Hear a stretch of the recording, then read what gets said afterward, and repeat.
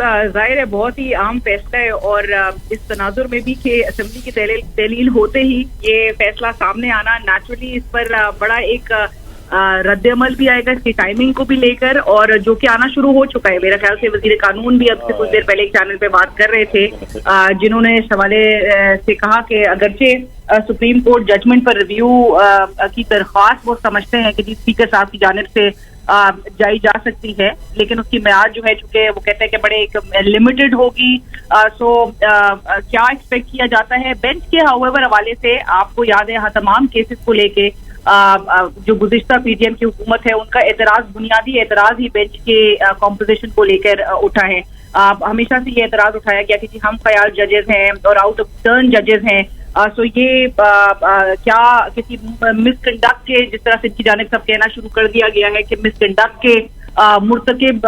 हुए हैं कि नहीं, ये भी देखा जाएगा। बट बहरहाल इस फैसले के हवाले से मैं ये जरूर बताती चलूं कि आपको पता होगा कि ये जो एक्ट लेकर आया गया था, Supreme Court review of judgments and orders act, इसकी 7 शिकें थी और इसकी 7 शिकें में बड़ी मैं मेंशन भी करती चलूं कि ये पहली जो इनकी शिक थी वो ऑब्वियसली उसके नाम के हवाले से जो नाम इन्होंने टर्म किया था, इसको शिक 2 के तहत कहा जाता है कि जी सुप्रीम कोर्ट का दायरा इख्तियार मफाद आमा के मुकदमा की नजरसानी के लिए बढ़ाया गया।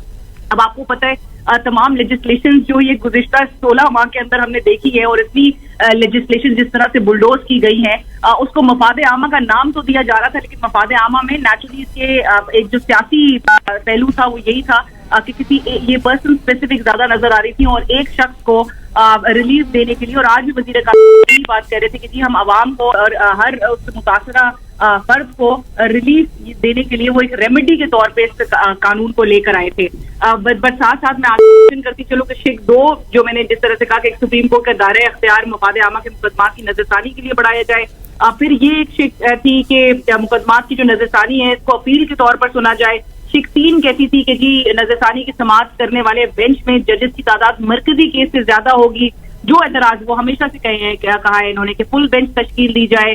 लार्जर बेंच हो जो केसेस सुने और वो तमाम जजेस को शामिल किया जाना चाहिए। शिक 4 जो है उसके मुताबिक कहा जाता है कि जी नजरसानी में मुतासरा फरीक सुप्रीम कोर्ट का कोई भी वकील कर सके। शिक 5 के तहत जो एक्ट है इसका इतलाक आर्टिकल 184(3) के तहत ये पिछले तमाम मुकदमात पर होगा, और उससे आपको पता है जो इम्प्रेशन था वो यही था, जो सजा साबिक वजीर आजम नवाज शरीफ साहब की थी जिसमें उनको अपील का राइट नहीं था, जाहिर सुप्रीम कोर्ट से फैसला आया उनके पास अपील का राइट नहीं मौजूद था, उसके लिए गुंजाइश क्रिएट किया जाना। अगरचे आपने इलेक्शन एक्ट 2017 के तहत 232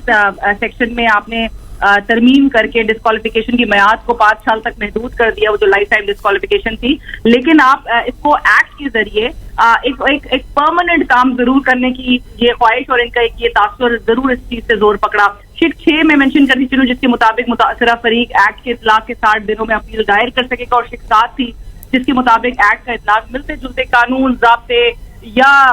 ये कहा गया कि अदालती नजीर के बावजूद हर सूरत होगा। अब इससे बड़ी इंटरेस्टिंग बात है जो कि मैं मेंशन करती चलूं कि ये आप इसलिए लेकर आए थे कि नेचुरली आपको एक रिलीफ देना था, लेकिन जो ये फैसला सामने आया है जिसमें इसको कलअदम करार दिया गया है, नेचुरली एक ऐसा ग्राउंड अब इस वक्त बन चुका है कि जहां पर जाहिर है सियासतदारों को जिस तरह के इस फैसले पर उनका रद्द-ए-अमल आता है, एक तासुर है कि जी इलेक्टोरल पॉलिटिक्स से नवाज शरीफ साहब गुज़िश्ता कई साल माइनस रहे, अभी इस वक्त एक साबिक वजीर आजम इमरान खान साहब इलेक्टोरल पॉलिटिक्स से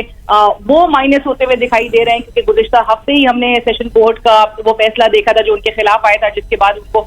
जेल वो मुंतकिल हो चुके हैं। तो ये चीज नवाज शरीफ साहब के नेचुरली ये बात उठाई भी जाएगी कि ये उनको रिलीफ तो नहीं, ये उनके ये फैसला इसी तनाजुर में देखा जाएगा और इस पर रद्द-ए-अमल भी आएगा और बड़ा सख्त रद्द-ए-अमल भी आएगा कि ये फैसला, और नेचुरली अब असेंबली चूंकि तहलील हो चुकी है, सो ये फैसला, और इस पर ये एतराज भी जरूर उठेगा कि आपको याद होगा मिलिट्री कोर्ट्स के जो केस मिलिट्री कोर्ट्स में सिविलियंस के ट्रायल से मुतालिक जो दरख्वास्तों पर समाअत हो रही थी, तो उसके आगाज में ही जस्टिस काजी फाइज ईसा साहब ने रिक्यूज किया था 183 के हवाले से एतराज उठा के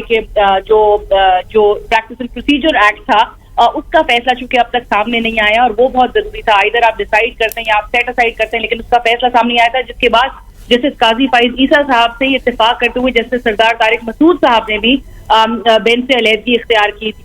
तो जब तक 184(3) के जो केसेस हैं वो तब तक ना सुने जाएं जब तक प्रैक्टिस एंड प्रोसीजर एक्ट का फैसला सामने नहीं आ जाता। तो नेचुरली इस पर रद्द अमल भी आएगा और इसके टाइमिंग के ऊपर भी बड़े सवाल उठेंगे और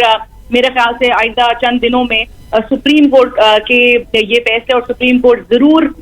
मेरे ख्याल से तमाम नजरों का मरकज जरूर रहेगा, तमाम फोकस जो है वो सुप्रीम कोर्ट पे जरूर रहेगी। लेकिन मैं एक और बात भी यहाँ पे मेंशन करते चलूं कि जहां पर ये जो कानून साजी जो लेजिस्लेशन की गई है, ट्राइकोटमी ऑफ पावर का जो कॉन्सेप्ट है वो ये है कि जी जो लेजिस्लेचर है, एग्जीक्यूटिव है, जुडिशरी है, ये फंडामेंटल समझे जाते हैं और इनमें एक दूसरे की इंडिपेंडेंस को अंडरमाइन नहीं किया जा सकता।